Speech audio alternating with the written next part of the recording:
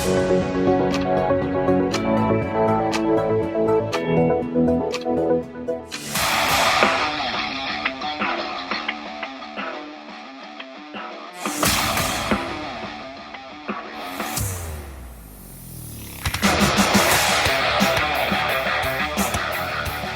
word from our sponsor. Hi, this is Gail Rubenstein, the founder and CEO of Retail Resilient.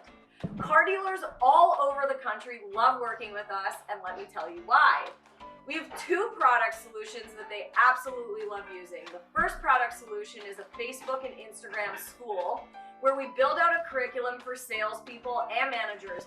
We teach them how to create new car offers, used car offers, and get pre-approved offers. We also have a campaign management program where we generate leads for them, and then they do what they do best, they sell cars. So we train their sales staff on how to handle social media leads. Our car dealers typically say to us, I had the highest grossing month in the history of my business. I'm up double in my volume year over year. We even had a client the other day that told me that he was absolutely blessed because he loved our customer service. Everyone at Retail Resilient works remotely from home. I hire only car people from all over the country, so I hire all A players that are really good at what they do, and we absolutely love helping car dealers. So give us a try, give us a shout. Any opportunity, we would love to see if we're a fit to work with you. Hi, this is Barry Jordan from whitegloveperformancegroup.com.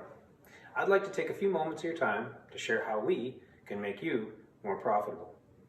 Dealerships all over North America are using our cloud-based power dialing platform, Touchpoint, to manage their outbound sales-generating phone calls. With Touchpoint, your agents can make up to 50 calls an hour. Leave a voicemail, send an email with a link to a video or to your website, all with a click of the mouse. We specialize in empowering your teams to make the calls that make the sales. How can Touchpoint help you increase profit? Check us out, whitegloveperformancegroup.com.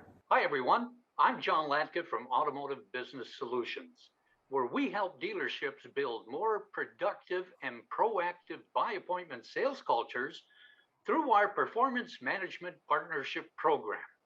So, if you want to increase your sales volume by 2 to 3 sales per month per salesperson, call our toll-free number, 877-708-8484 for a free consultation. Thanks to our sponsors, and John's on the call this morning. Thanks for attending. A few books, So Good They Can't Ignore You by Cal Newport, The New Rules of Work, and The Third Door by Alex Bainan. Go ahead, Jeff. Thank you. Good morning, everybody. Thanks for joining us on this lovely long weekend in Canada and just another day in the United States of America. And just a quick disclaimer here, we are not politically correct, if you know by the lead-in video, and we do apologize if anybody's offended by any of the words or, of course, the views and opinions expressed by our guests are purely theirs, not necessarily ours. Could be ours, but we totally disavow any knowledge of this. And those of you over the age of 30 might understand about the Mr. Phelps. So the job today is the Candidate Show or the Find a Job Show, so let's get into it. Go ahead, Jeff. Joining us today, we have our good friend Sandy Zanino from the lovely Sarasota, Florida, the new home of COVID, but hopefully it settles down. But the always warm Sandy in the always warm place. Sandy, take a moment, say hello. Well, hello, everybody. It's always a pleasure to be here with you guys. I'm Sandy Zanino for anybody that doesn't know who I am, and I am the profit protector for dealers and the connector for all things culture compliance. I'm also a DEI practitioner, and I often help dealers find candidates. So perfect. So did you say a DEI or CEI? DEI, diversity, equity, and inclusion. Very nice, very nice. That's a very big thing these days, isn't it? If we want to keep our candidates, it certainly is. Yeah. And speaking of candidates, our next guest here is Jordan Reese, the CEO of Auto Careers Group, the preeminent employment recruiters in Canada for the automotive industry. And Jordan's from Calgary, Alberta, but joining us from the lake. Jordan, take a moment and say hi to everybody. Hey guys, thank you again for having me on here. Yeah, that's right. I'm a headhunter. We go out and find candidates that are tough to find. Despite the number of people looking for roles today, it's getting harder and harder to find the right talent. So that's what we're here to help dealerships and OEMs across the country do. Terrific. Well, thank you both for joining us today. It's appreciated. And I do have to mention quickly about our sponsors. Our sponsors bring the business in, correlate the business for you, and get your salespeople to do a job better. So we cover it all. So thank you. And we have John Latka, Mr. Dulcet Tones, my favorite line about him, sitting there watching things and chuckling. But moving right along, thanks everybody. And Ian, let's hit him with our first tough question. Put him on the spot. Is it just us, or does it seem like a lot of long-term and senior employees are out of work lately?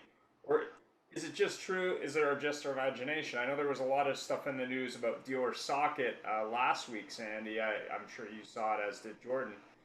What is your opinion on this? Let's go with Sandy. Well, that's an interesting question, Ian, because I haven't really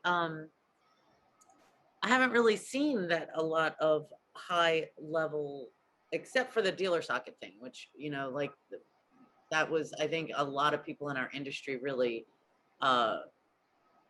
pulled together, which was really awesome to see. So many putting other companies, you know, getting together and putting their jobs out there for these people.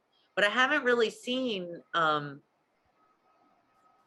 a lot of unemployment in higher levels. And actually, I've been really focused in the opposite way, because there is a labor shortage. Right. So, you know, I'm always looking at things on the employer side as well. So that's my short answer for that one. So you would say that that's really more perception than reality.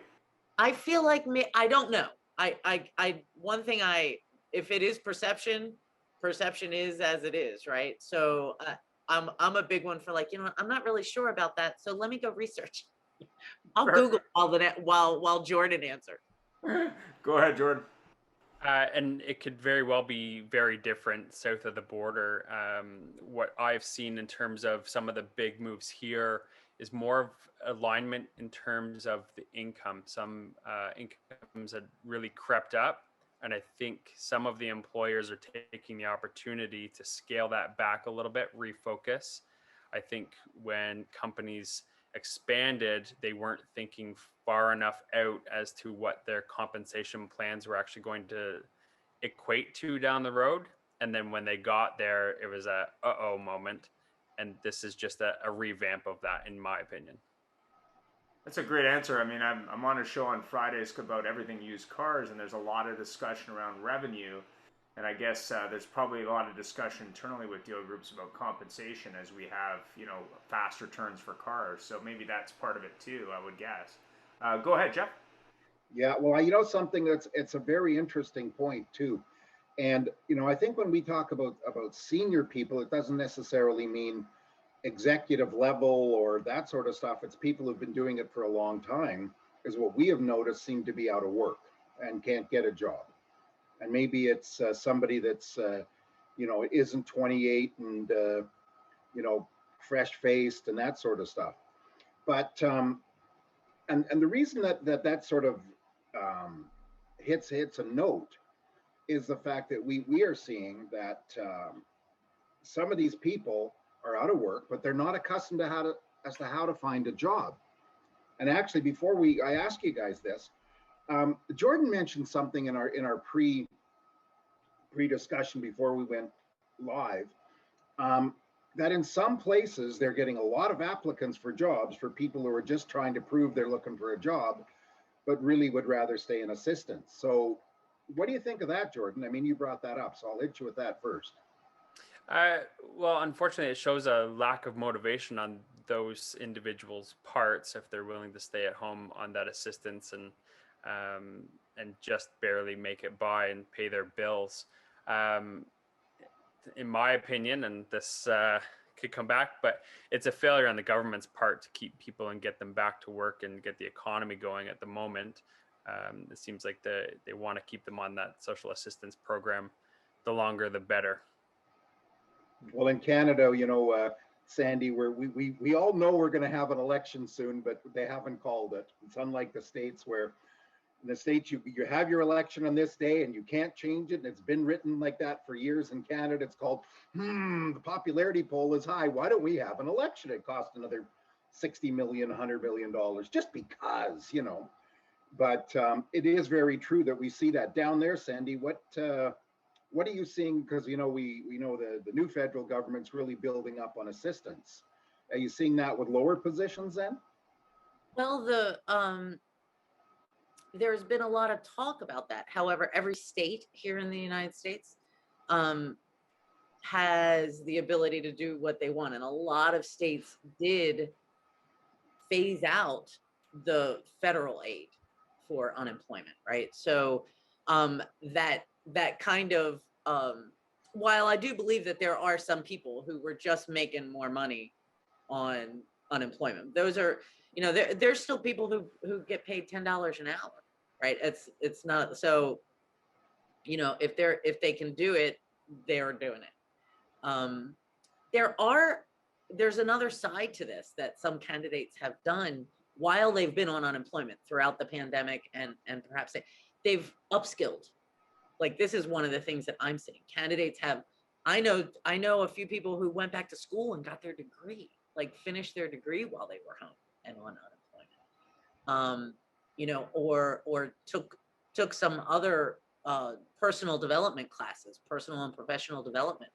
And I think that also has affected employers' ability to find candidates, right? The candidate is changing. I believe that's what I'm seeing. I'm seeing that they're changing. So, as far as directly to the federal unemployment, there were a lot of states that phased it out. I live in Florida. Florida phased it out a long time ago. Even some of the more liberal states phased it out. So it's not really an issue anymore. Well, actually, here our government subsidy is close. I don't know, Jordan. It's almost like somebody's getting paid $14 an hour to do nothing after taxes. Yeah, and they just extended it. Yeah, they just extended it until after the election. We're not political here at all, except if you watch Ian's posts. So, I have a question about Canadian unemployment. Can I ask? Yeah, sure. Please. I'm derailing the conversation, but I'm curious. So here, and they have to do it again during the pandemic, like during 2020. This little piece of, if you're on unemployment, kind of got pushed to the wayside, and they waived this. But most people, when you're on unemployment, there are a certain number of applications that you have to do every single week, or you're not going to be eligible. Is there a mechanism like that in Canada too? Well, they have Services Canada, which historically kind of did a little bit of that, but then they kind of rolled out this thing where everyone qualified for UI if you could meet some basic criteria, which I don't think was really all that well orchestrated, because I think there was issues of people that were in jail getting it and other things.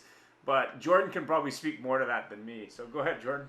Yeah, the plan for the assistance through COVID was very much not well thought out, in my opinion, and I think probably fairly widespread, where the rules were very vague. So you had a bunch of people that were not applying because they didn't think they applied, and a bunch of people who shouldn't have qualified were applying. And then they say that they're going to go and claw that back, but then they're not actually going to claw it back. So it's been all over the place. And that's just communication and how well thought out it was. So it's been a little different than the typical unemployment situation, I would say. Because typically unemployment, you go through Services Canada, which is a government organization. So essentially you have to go to certain meetings, and you got to prove that you're doing stuff. And if you don't, they have like a phone system and an email system to do this. But I think what happened, to Jordan's point, in the early days of COVID is the government just wanted to help everybody. So they had people who were even self-employed who, could apply, and then they were saying, "Oh, we're going to claim the money back," but how they're going to do that is a whole other question. And a lot of people were just going, "Well, I'll take I think it was something like $1,800, $1,800, and I'll just do that." So you had a lot of, a buddy of mine, his daughter claimed it, which he thought was a bad idea, but basically she saw it as free money. So I think that was part of it, based on generational too, is you had a lot of younger people maybe who get a great job historically who said, "Hey, this is money from the government and I'm just going to take the money." So I don't know what's going to happen there long term. I think they will claw some of it back, but we'll see how that goes. Obviously not from people in jail, which some of them were able to claim it, I hear. Which was kind of funny. For someone who's not accustomed to finding a job, how does someone actually look for a job in 2021? What is your advice? Let's start with Jordan. Here, I think you've got to look a little outside the box. I know that that's a very common statement, but with the number of applications that are going out, a lot of the conversations that I have with candidates is more wrapped around where do you see yourself, where do you bring value, and then going out and finding it on your own. So not necessarily waiting for a job opportunity to open up, get posted on Indeed, and then get mixed in with the hundreds of applications there. Narrow it down based on the things that you're looking for, but also the value you can bring to them, and then go out and create that opportunity yourself. So do you have an example of sort of someone who did that really, really well, or maybe some thoughts for someone who's having challenges there that you can share? My best advice there would be to try to find a way in. So when we're working on a search, we always work within a geographical area outside of that role based on the people that are already commuting into that area or live in the area. So if I was a candidate, I would be looking at how far will I go? Am I willing to relocate any of those? But then look at maybe the atmosphere that I'd want to be in. So if I was a luxury sales rep, I would look at all of the luxury dealerships within my market and say, which one would I want to go and work at, and create a way into that store using my network. LinkedIn's a great tool and very easy to ask for help. Find out who knows somebody there, reach out and get yourself in the door just for a meeting. A coffee would be a good way to start, and just get in there and start the conversation, really. So do you really think that that's a way? And don't get me wrong here, you know better than I do. Many people I know have tried something like that, and they get not just send in a resume. Right. So again, you've got to create that value in what you can bring to them and what's different if you are coming over. If you are a luxury sales rep, if we keep on that example, and you are able to bring 20 deals a month and you're going to bring over a portfolio of business, put those things out there about what you're bringing and create that want to have the conversation. How are you doing 20 cars a month? And I have sales reps doing 6, those kinds of things, so that they at least want to know, and maybe they want to pull information from you, but then that's your opportunity to go and sell yourself. Well, I do have to say that if I had somebody walk in the door anywhere I work and says, I can bring you 10 cars a month and here's how, I don't care if I need somebody, I'm hiring them. You'd be surprised. I say that that's a great way. I have a client right now that turned down a 21 car guy because he's currently unemployed. Yeah. And it's funny, I had a group I was with, I had a VP of ops join, and he hated 20 car a month people, and he got rid of, out of 6 stores, he got rid of 3 20 car a month people because he hated them. He'd much rather have 6 10 car a month people. Wow. Sandy? New. Wow. Oh, so much. I'm still laughing at the turning your guy down or your girl down, Jordan, who are that candidate 21, sometimes I think employers we can cut off their nose to spite their face sometimes, right? And Jordan was talking about LinkedIn, and not that long ago, a friend of mine, a controller friend of mine, said he might be looking, right? So the first thing I did is went to his LinkedIn. So that is definitely one of the things that I would suggest, right? Like, and if you need help figuring out what your LinkedIn looks like, make sure you have the cover page, make sure you've got a good tagline, make sure you're connecting with who you want to work for, right? Like make sure your LinkedIn connections. LinkedIn is like, for me, where it's at, you know, and especially when I'm recruiting, when I'm looking for candidates. And there's certain things that I look for, like I want to make sure it's almost like a resume right there in front of you, right? So you want to, as a candidate, you want to make it attractive, right? Like I want to see a nice LinkedIn page because it tells me a story, right? Tell your stories there, right on LinkedIn. With the saying, we always, you know, we hear the saying, right? Your network is your net worth. And I saw that in action, actually. A dear friend, just another story, another real true story. A dear friend of mine, which kind of goes back to your first question, Jeff. I don't know why I didn't think about this. She long-term trainer. She worked for a dealer group for 7 years. She was with JM&A prior to that for a lot of years. And her position was eliminated, right? And so this was right before Digital Dealer in Orlando. And so I said, you're coming with me. Let's go, right? So we went, I took her, you know, she got to meet, because she had not done that. That's one thing that she hadn't done, is expand her network with people she didn't already know in this industry. And she got like 3 job offers, like 3 days after Digital Dealer, right? So you can't minimize the value of networking, you know? So that's my answer for that one. Yeah, my advice on LinkedIn, and I've been on LinkedIn since the early days. You know, if you're looking for a job and you see one posted, or it's a group that you want to work with or work for, is really have a strategy. And the way I would look at it is as follows. Number one, you should follow that company 100% of the time. Number two, I mean, there's no harm in building that network first. So building that network of people at that company through common connections, through reaching out to them, not initially looking for a job per se, but maybe initially saying, hey, is there something I can do to help you? I think the mistake a lot of people do on LinkedIn is they look at it as like, oh, this person's going to help me immediately. You need to really think about that over time, even if you're unemployed currently, but you need to build that network. But it's surprising how I've found over the years that if you start liking posts from that company after following them, that you'll get an in probably from their social media person, because you know they'll be appreciative of that. But you're also going to get visibility from the human resources department, because you have to remember about 30% of LinkedIn's revenue comes from recruiters. There's a product called LinkedIn Recruiter if you're not a recruiter, which I used before Sales Navigator, believe it or not, because Sales Navigator is a pretty new product. But recruiters probably spend as much time on LinkedIn as salespeople, so they're there all the time. So if you're looking to be visible and you're looking for opportunities that maybe aren't even posted yet, you need to really have a strategy there and work it all the time.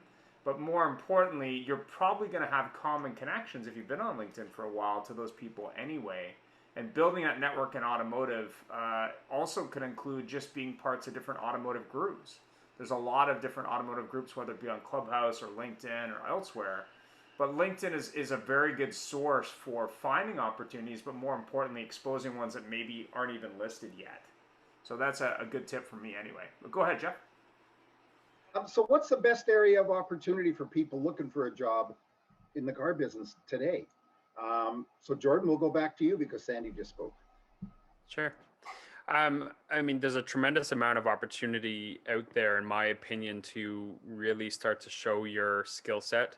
One of the posts that I had made the other day was to, on your resume, start to promote yourself and your accomplishments rather than stating your roles and responsibilities. We all know what each individual does in each role, but what have you done and what's that going to bring to that next employer? is really where I think people should focus to be able to take that and run with it. And is there a certain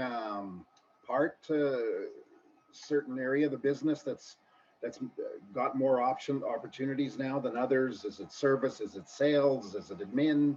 I think we're still going to see a lot of movement on the lower end, absolutely.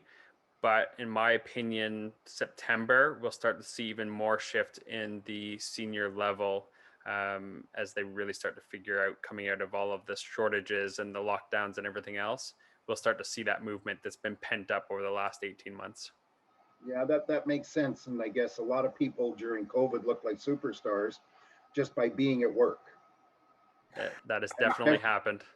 And especially yesterday, I shared a post. Somebody did something, I can't remember if it was Facebook or LinkedIn, but somebody took a picture of a vending machine and they talked about the chip shortage, and there was only 7 bags of potato chips in the vending machine.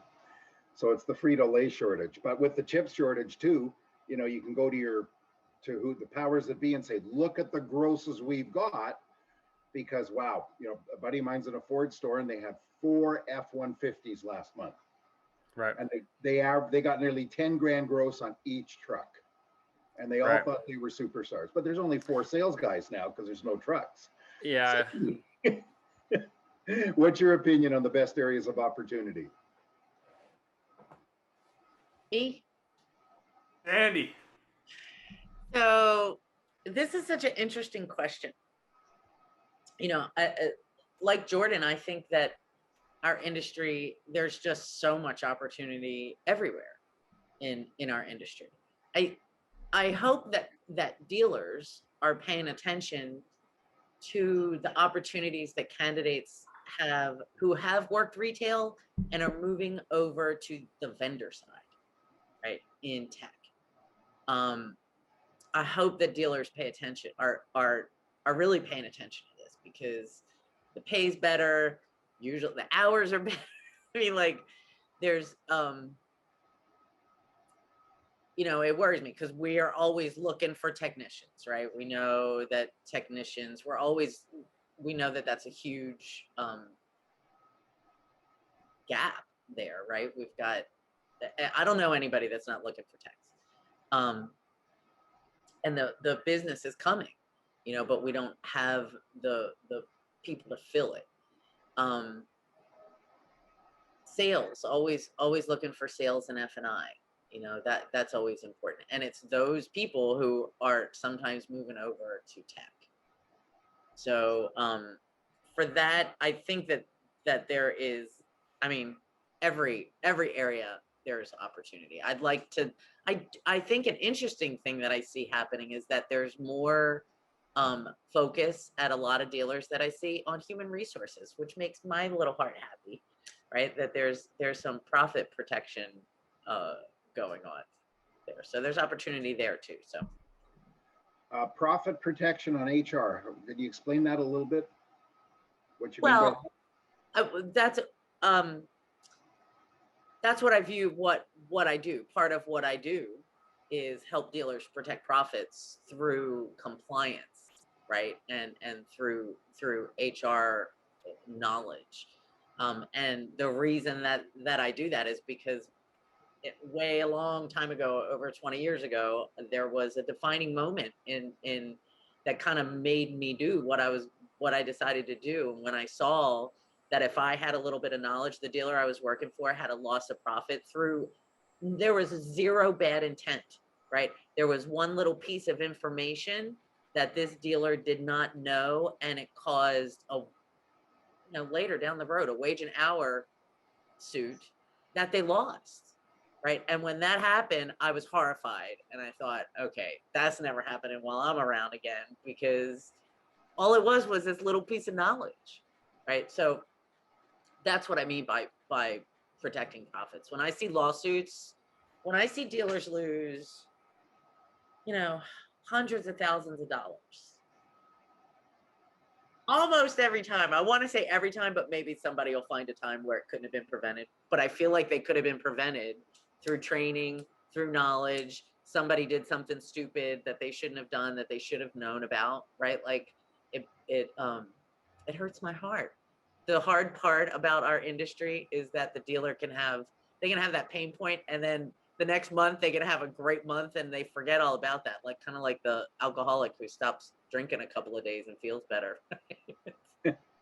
Well, you know, it's very funny because you mentioned that, because I find so many times the good dealers, if there's a problem with the person, they resolve it, and they resolve it quickly so it doesn't grow. And it's not just money, it's bad feeling, it's wasted time and everything else. And then there's others that go, oh, I'll just da da da da da da, that's it. And there was a defining moment here in British Columbia. I can't remember if it was about 10 or 12 years ago. A good large dealer fired a salesman. I'm not going to use the term let him go. They fired him. And the guy was a tenured person. He had to be 20 years at least. And he was unhappy the way he was treated. And they were all full of themselves because how can he, blah, blah, blah. So he took him to court. They wouldn't settle. They wouldn't everything else. And they went to court, and he presented a binder this big of his hours. And we all know salespeople put in a lot of hours. And the judge found in his favor to the tune of $35,000 or $40,000 in overtime, plus costs. Plus, he dragged the CEO in. He dragged the general managers, past and present, salespeople, and literally it was a five-day trial. And it probably cost the dealer a ton of goodwill, more than any amount of money. And ever since then, dealers here now make salespeople fill out a time card.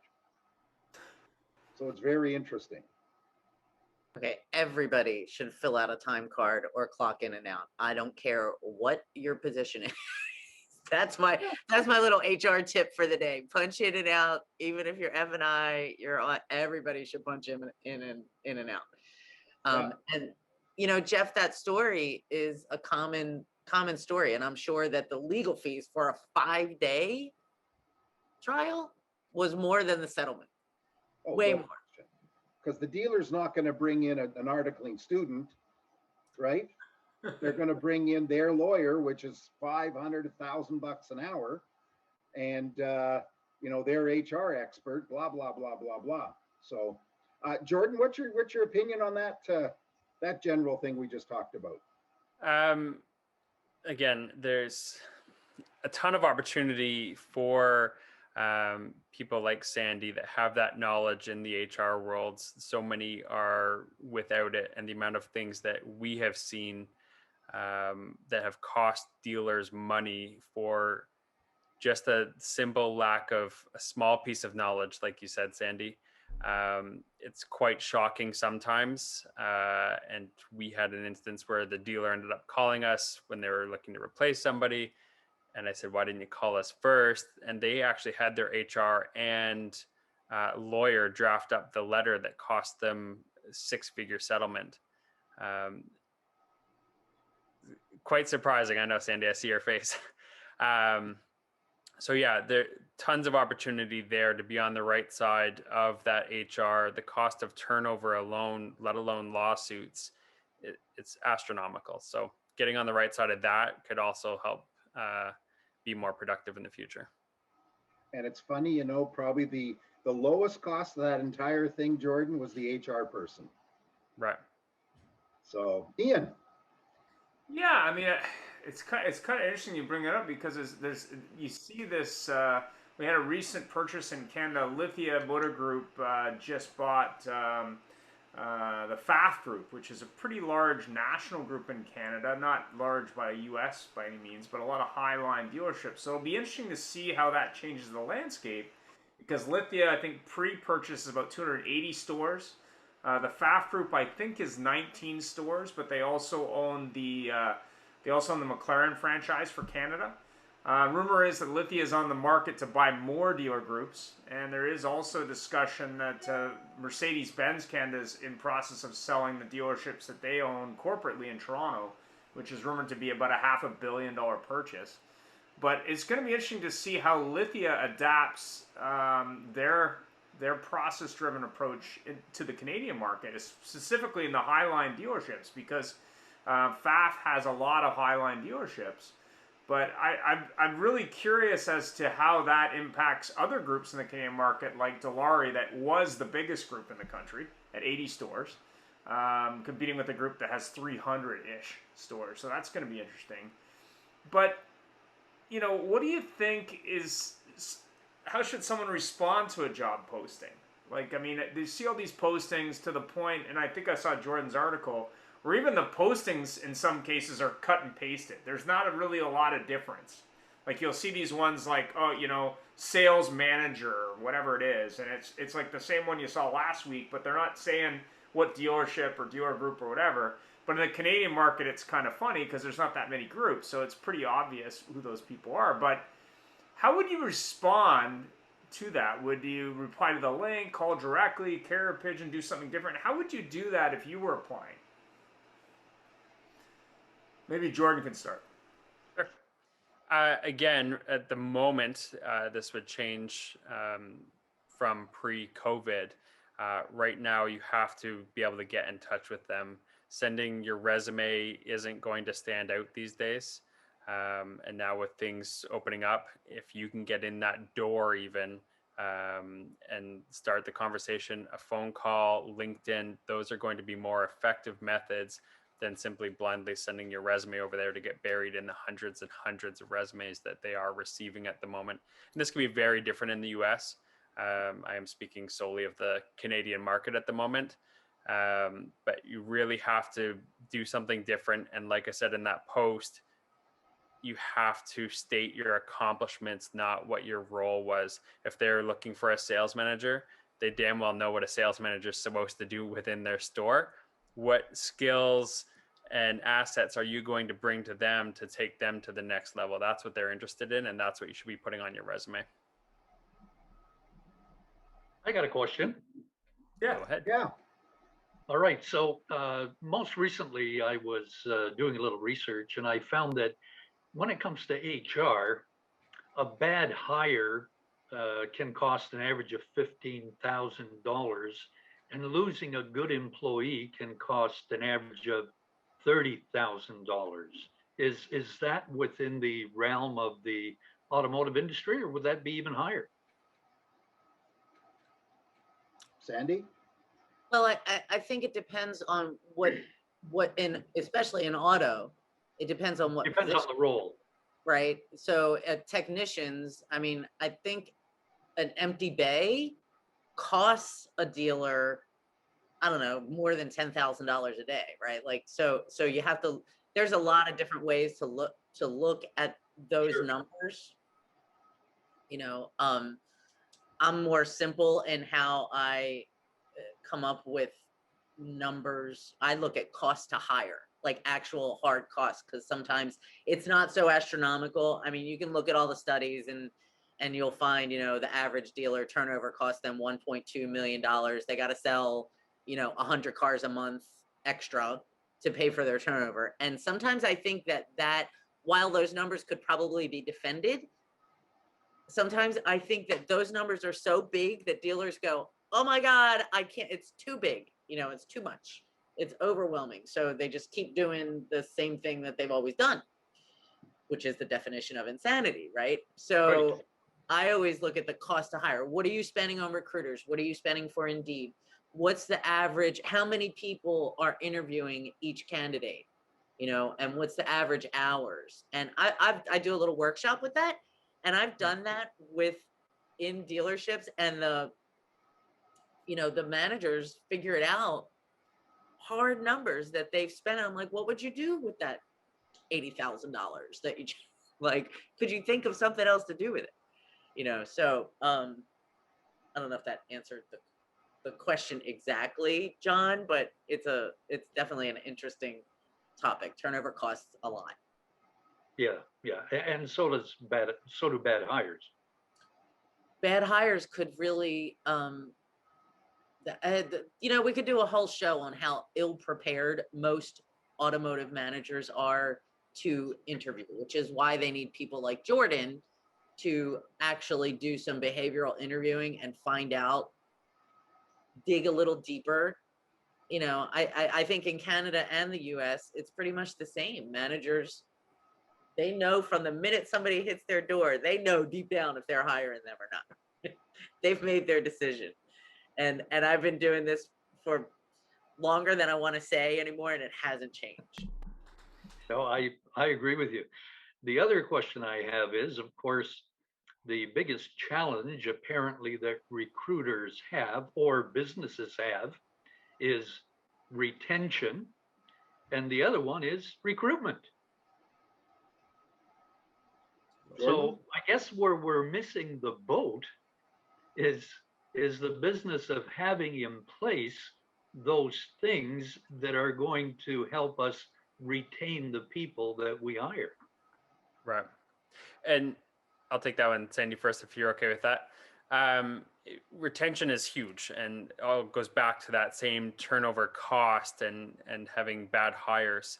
I think what some have failed to do is really, we know what the roles are, but each dealer may have different expectations. And we are speaking of dealers here, but those expectations are never, or often not clearly communicated with the people that are coming in. So how do you know as a sales manager you're doing a good job or headed in the right direction if you don't have that? So if the expectation is, Sandy, as you said, $1.2 million, you need to sell an extra 100 cars a month, the sales manager needs to know those numbers to get where they're going and have that clear path. And so that's the roles, responsibilities, and results. And again, I made a post about that not too long ago, that if we have, it's a simple one-page document that could easily clear that up, then your sales manager knows what they need to do. They can communicate that to the sales staff so that, hey, we need to push out an extra 100 cars. How are we going to do that? Here's the clear path. Let's go get it. Well, I hope we answered your question, John. Sandy? Well, not we, them. We just stand here. We're talking heads. Yeah, this is John. I'd like to jump in actually with this one too. Jump away. Jordan, I totally agree with everything that you said, and clear, particularly when you're talking about candidates, right? Like I talk a lot about the employee value proposition. And like, what is the proposition for candidates? Because you can get somebody in, it's the keeping them, right? It's right. Them. How do your, and anymore these days, most dealers, if you go to their website, somewhere you're going to find these are our core values, right? Like, how do they show up on a daily basis in your store? There's so much that has to do, that goes into the retention story.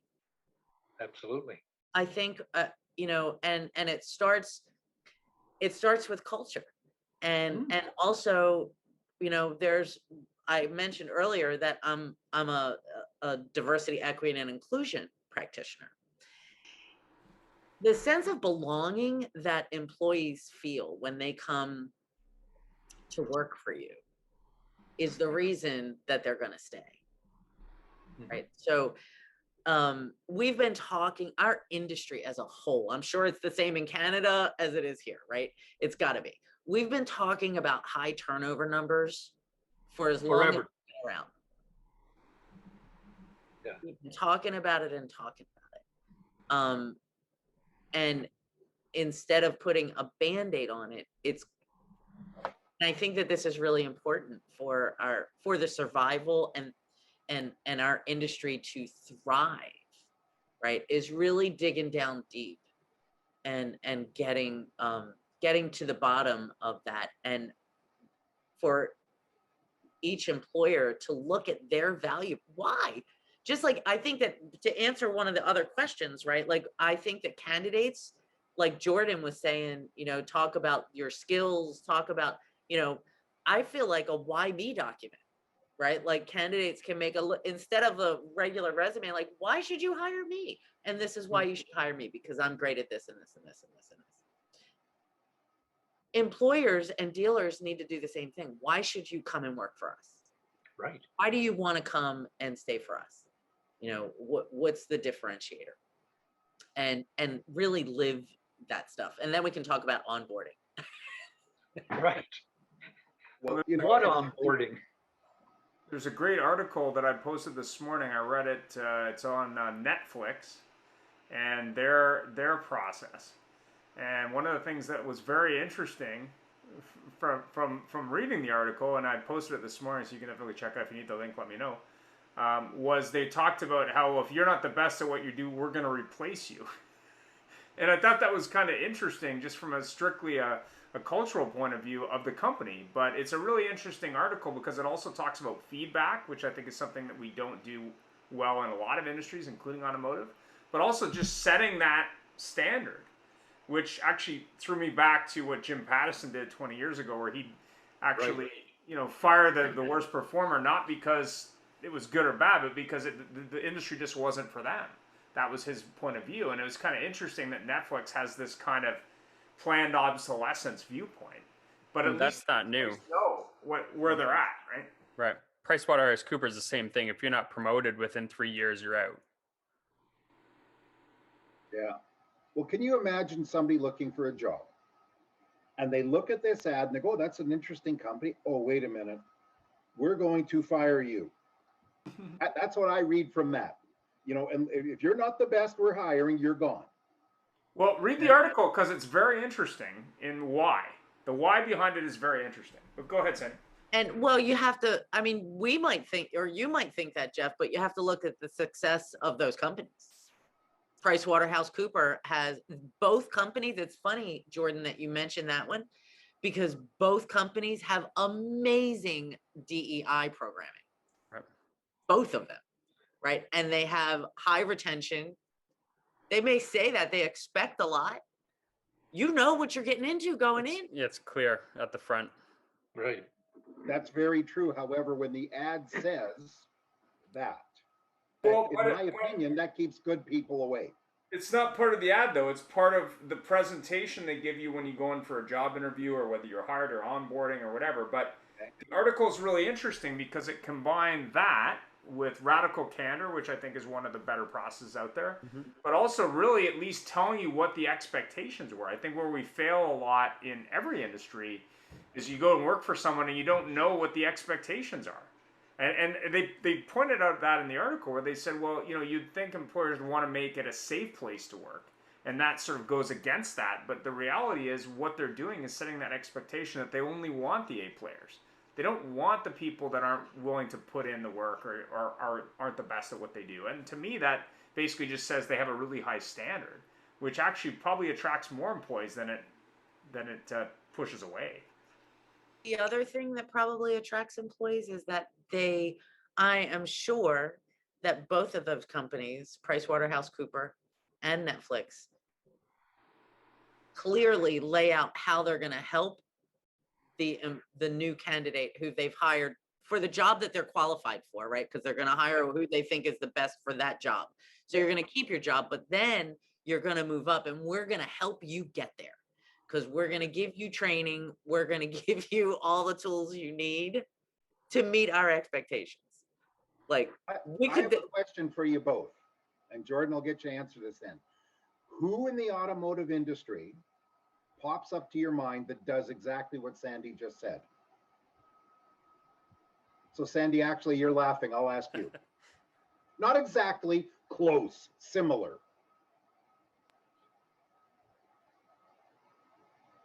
The Walser Automotive Group. Who? Walser. Yeah.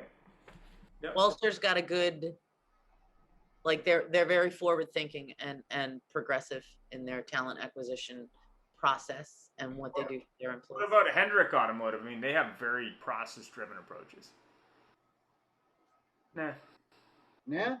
They just give free tickets to NASCAR races. No, I just don't have personal experience with them, so I don't know.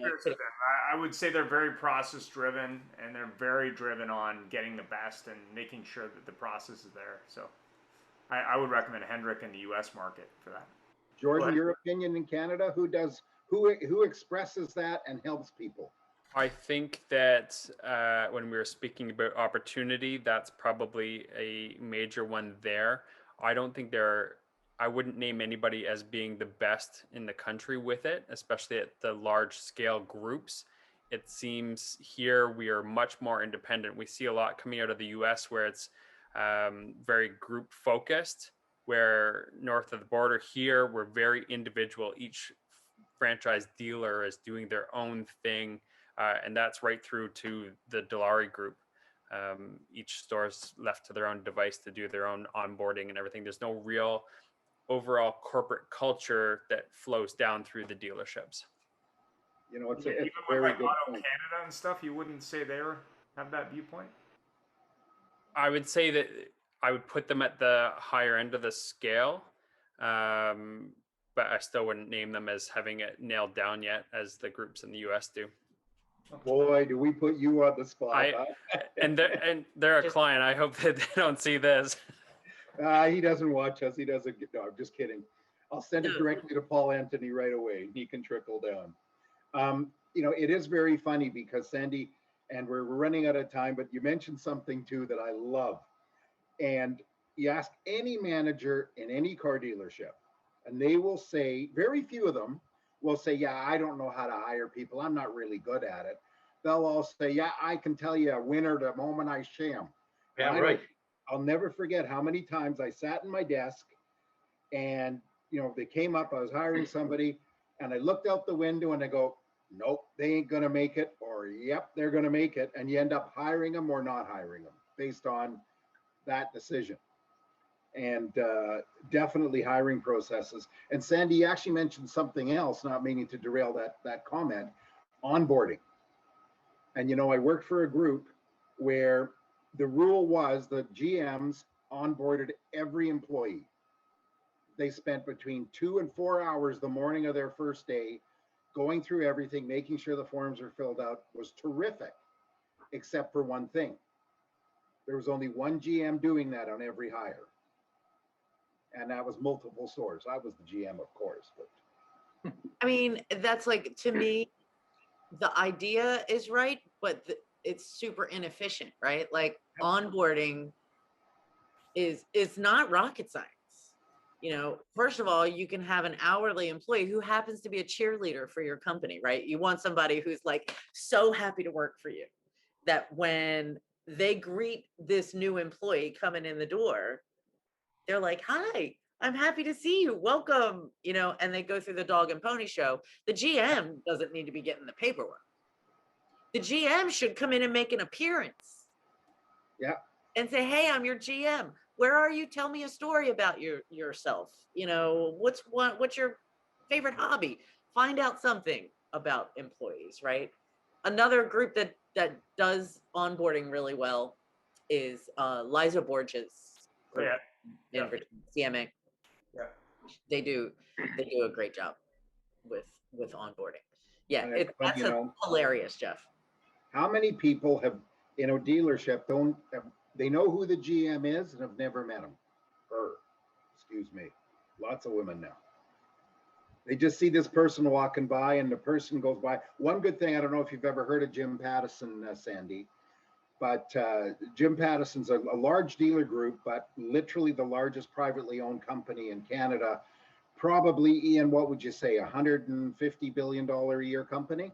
Well, he has multiple businesses, so he employs roughly, I think, 40,000 people. He owns companies in Canada and the U.S. Started out selling used cars in high school, I believe, and he's in his 90s now. But a legend. He's a multi-billionaire, but he's a legend in multiple businesses. But the thing that's interesting about Jimmy is when he first got into the car business, they said you wouldn't be successful at it. You shouldn't do this. And then when he got out of the car, when he started buying other companies and other businesses, which was a long time ago now, people said, oh, you should just stay in the car business. You shouldn't buy other companies. Yeah, what do you know? And now he's in food. He's in advertising. He's in, I think he owns Ripley's, believe it or not. He's in distribution. He does all kinds of different things. But more importantly, I think what's really interesting about Jimmy is he's not a big man unless he stands on his wallet, from what one of his employees once said to me. But he really looks at the numbers probably better than anyone. But he's built a brand based on what he actually wanted to do from a very young age. And I think he's originally from Saskatchewan or Manitoba. But he's an interesting guy because he's still interested in his 90s in business, in multiple businesses, not just the car business. It's just he started in the car business because that was his passion. And Here's the number one thing about him, though. The number one thing, because HR is not really where he's legendary, but he walks into any location, and to this day, he knows 30% of his people by name. Sandy, your cat is attacking you. She's just coming to have some, she wants to hear what we're all talking about. Yeah. And But that is amazing. And he walks into a store, he walks into a plant, he walks into anywhere, he talks to everybody, and he tells them, when they say Mr. Pattison, he says, Jimmy. And that's very impressive. We're running out of time, everybody. Final comments from our guests. Thank you so much for joining us. As you know, we try to keep it to an hour. Jordan, as we know, today is a day off for you. And mind you, you're probably on holiday, so who cares? Every day's a day off. But final comments, Sandy, seeing as how your cat's keeping you on the screen. No, just happy to be here with you all, as always. Fun time. Jordan, it was great to get to know you a little bit. Same to you, Sandy. We appreciate you joining us so much. Jordan. Yeah, no, I'm just really happy where the conversations are heading. I think COVID pushed us into that a little bit to focus on the human capital side of everything. And it's really nice to have the conversations in that realm. Terrific. Thank you again, Ian. I'll leave it the rest to you. Thanks very much. Thanks for all the help there. And definitely check out the new career page on our website. We'll be building that out to help people find jobs. And of course, love to have a list from both of you of the best groups from a culture point of view to add when you have some time. I saw a finger here from John. Well, it was really a hand. Go ahead, John. What's interesting is that the podcast I did this morning is about HR, from recruiting to retention. Wow, great. And all this was very interesting. Good. So where do we find your podcast, John? What's it called? It's called Power Past the Competition. Perfect. I think you picked it because of the peas. That's right. You can't pop your peas with a microphone. Have yourself a great week. Thanks very much. Thank you, everybody. Take care. Enjoy. Thank you. Bye-bye.